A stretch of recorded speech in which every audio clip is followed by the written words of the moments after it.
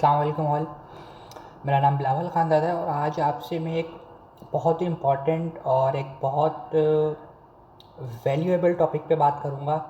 How to choose career after twelfth. Intermediate के बाद, FSc के बाद मुझे आपको क्या चूज़ करना चाहिए और उसका इंतखाब कैसे करना चाहिए। क्योंकि देखें, आपका इंतखाब ट्वेल्थ के बाद या मैट्रिक के बाद वो आपकी पूरी ज़िंदगी पर डिपेंडेंट होता है कि अब आपको ये चूज़ करने के बाद ज़िंदगी कहाँ लेकर जाए। क्योंकि ये फ़ैसला एक डिग्री का या फिर एक सिंगल शीट का नहीं होता। ये फ़ैसला आपकी ज़िंदगी का होता है, ये फ़ैसला आपके राइट पाथ का होता है और ये फ़ैसला आपकी समझें कि बस आप इस फ़ैसले पर डिपेंडेंट होते हैं। क्योंकि याद रखिएगा, इंसान कमाने के लिए नहीं जीता, नॉट अर्निंग फॉर लिविंग। ज़िंदगी डिज़ाइन करने के लिए जीता है। अपनी ज़िंदगी को डिज़ाइन करें, जिए नहीं, अपने तरीके से अपनी ज़िंदगी को डिज़ाइन करें। अच्छा, सबसे पहले हमें ये चीज़ समझनी होगी कि हमें उस वक्त के ट्रेंड पे नहीं जाना चाहिए। उस वक्त ट्रेंड क्या चल रहा है। अच्छा, सब कुछ लोग ऐसे होते हैं कि यार मेरा दोस्त अगर इंजीनियरिंग कर रहा है तो मैं भी इंजीनियरिंग ही करूँगा, या मेरा दोस्त अगर डॉक्टर बन रहा है तो मैं भी मेडिकल में एडमिशन लूँगा, मुझे भी आगे एमबीबीएस करना है। यार इट्स डजेंट मैटर। अपनी आइडेंटिटी खुद बनाएं, अपनी शनाख्त खुद बनाएं। आप अपने आप से पूछें आप क्या हैं। आप आपका दोस्त नहीं है। अगर आप अपने दोस्त के पीछे जाकर इंजीनियरिंग में एडमिशन ले लेते हैं, अगर आप अपने किसी कज़न्स के, अपने सर्कल में किसी के पास, किसी के पीछे जाकर अगर आप उसका रोड में अख्तियार करते हैं, तो वो तो देखें इंजीनियरिंग कर लेगा, वो मेडिकल भी कर लेगा, उसकी मेंटलिटी मिलती है, उसकी मेंटलिटी ही इंजीनियरिंग वाली है।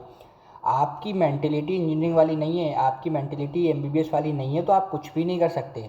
सबसे पहले अपने आप से सवाल करें, आपका इंटरेस्ट किस चीज़ में।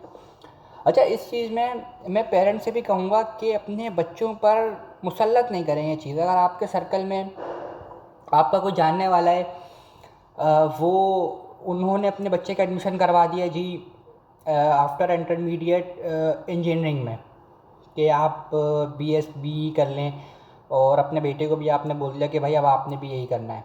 तो देखें, अब आपने अपने बच्चे से आपने पूछें कि उसका इंटरेस्ट किस चीज़ में। फ़ायदा नहीं आप इतनी फाइनेंशियल एक्सपेंस भी करेंगे, टाइम टेकिंग चीज़ भी होगी, और एक वक्त के बाद जो आप रिज़ल्ट एक्सपेक्ट कर रहे होंगे वो रिज़ल्ट आपको नहीं मिलता।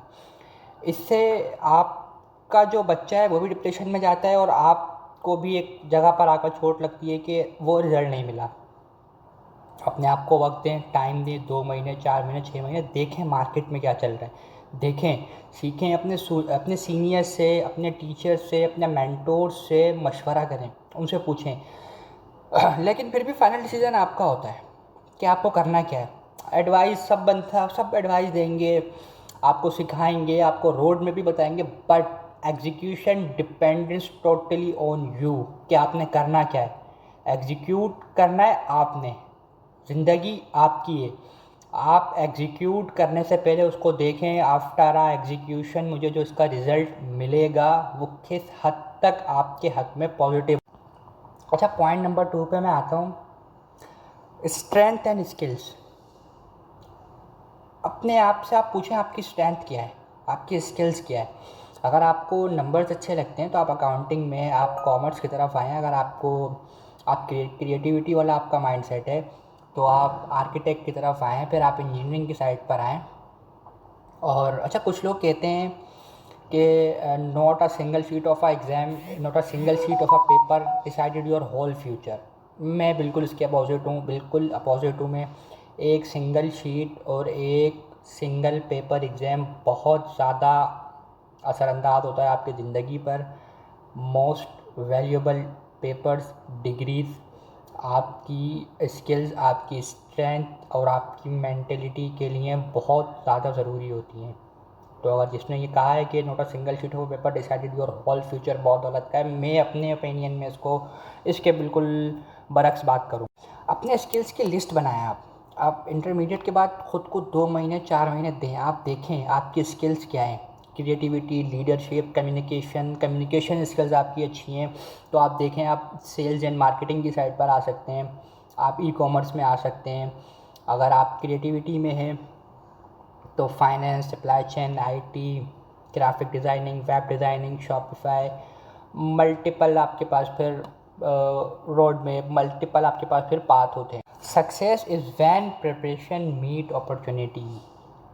सक्सेस आपको जब मिलती है जब आपकी तैयारी, जब आपकी मेंटलिटी मीट करती हो अपॉर्चुनिटी से, otherwise you don't do anything. आप मार्केट डिमांड देखें, मार्केट डिमांड क्या है। अब एआई ने रिप्लेस कर लिया ह्यूमन बीइंग को, चैट जीपीटी ऑलमोस्ट रिप्लेस कर चुका है पूरी ह्यूमन इंडस्ट्री को, चैट जीपीटी रिप्लेस कर चुका है और आने वाले कुछ वक्तों में चैट जीपीटी और एआई रिप्लेस कर चुका होगा। तो डॉक्टर या इंजीनियर, मैं ये नहीं कहता कि डॉक्टर इंजीनियर नहीं बने और डॉक्टर इंजीनियर बनने में आप लोगों को स्कोप नहीं है, देखें बिल्कुल है, लेकिन ख़ुद को आप अपने एसेट नहीं बनाएं, आप ख़ुद को एसेट बनाएं। अपना एसेट आप खुद हैं, आप कुछ एसेट नहीं बनाएं, अपना एसेट आप खुद हैं। आप कोई ऐसी स्किल सीखें जो आपको जदीद टेक्नोलॉजी के दौर में भी आप ख़ुद को कह सकिए नहीं यार मैं ख़ुद का अपना एसेट हूँ, मैं ये कर सकता हूँ, मैं इस चीज़ में, मैं इस फील्ड में, मैं इस एक्सपीरियंस में महारत रखता हूँ। करियर स्प्रिंट देखें एक रेस नहीं है। मोटिवेशन इन क्लोजिंग पे मैं अपनी बात को क्लोज़ करूँगा। Last but not least, career एक स्प्रिंट रेस नहीं है। आपके साथ आपके कोलीग्स कुछ ऐसे भी होते हैं कि जो आपसे ज़्यादा जिनके पास स्किल्स होती हैं या आपसे ज़्यादा जो कुछ कर रहे होते हैं, तो आप एक डीमोटिवेट हो जाते हैं। देखें करियर में चलते रहें, स्लो चलें, लंबा सफ़र होगा, स्लो होगा, लेकिन उसका रिज़ल्ट आपको बहुत हाई लेवल पर, हाई एक्सपेक्टेशंस पर मिलता है। फिर अच्छा, अब कुछ लोगों के जहन में सवाल आ रहा होगा मैंने खुद एफएससी के बाद क्या करा है।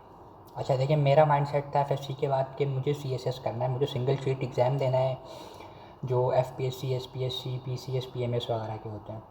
तो मैंने सिंपल बैचलर्स करा इंटरमीडिएट के बाद कि मुझे अपना राइट पाथ पता था कि मुझे जाना कहाँ है।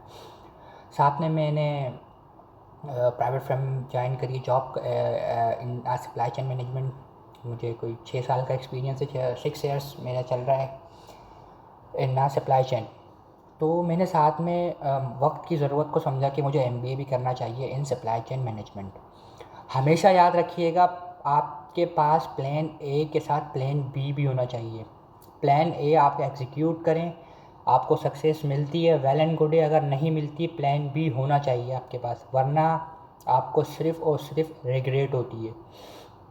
If I don't qualified a CSS exam, if I don't qualified a single sheet of exam, मुझे पता है मुझे वापस अपनी प्राइवेट जॉब कंटिन्यू रखनी है, तो मेरे पास डिग्री है।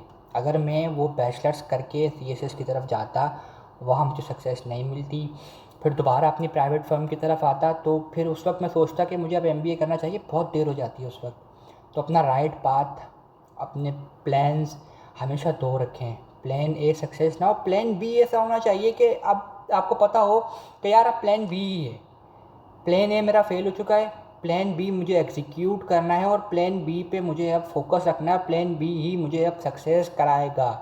हमेशा 2 प्लान होने चाहिए। आपके पास एक प्लान होगा, प्लान ए अगर आपका फेल हो जाता है और आपके पास प्लान बी नहीं है, आप टोटली पैनिक हो जाएंगे, आपको पता ही नहीं होगा आप करना क्या है, और वो फिर आपको डिप्रेशन की तरफ चीज़ें ले जाती हैं। वो फिर आपको एक अलग दुनिया और एक अलग ही जगह पर आपको वो चीज़ ले जाके खड़ी कर देती है, आपको नहीं पता होता उस वक्त। फिर आपको कोई भी राह रास्त पे लाने के लिए कोई आप पे हाथ भी नहीं रखता। ये एक तल्ख़ हकीकत है। अपनी ज़िंदगी डिज़ाइन करें, ख़ुद डिज़ाइन करें अपनी ज़िंदगी को, अपने राइट पाथ खुद चूज़ करें, अपनी स्ट्रेंथ को फाइंड आउट करें, अपनी चीज़ों को फाइंड आउट करें, और हमेशा हर जगह पर, पर्सनल प्रोफेशनल जगहों पर 2 प्लान लाजमी रखें। प्लान ए फेल होता है तो मुझे प्लान बी को एग्जीक्यूट करना है। तो आज के लिए इतना ही, मिलते हैं फिर किसी नई वीडियो में एक अच्छे टॉपिक के साथ। जब तक के लिए अपना ख्याल रखें। अल्लाह हाफ़िज़।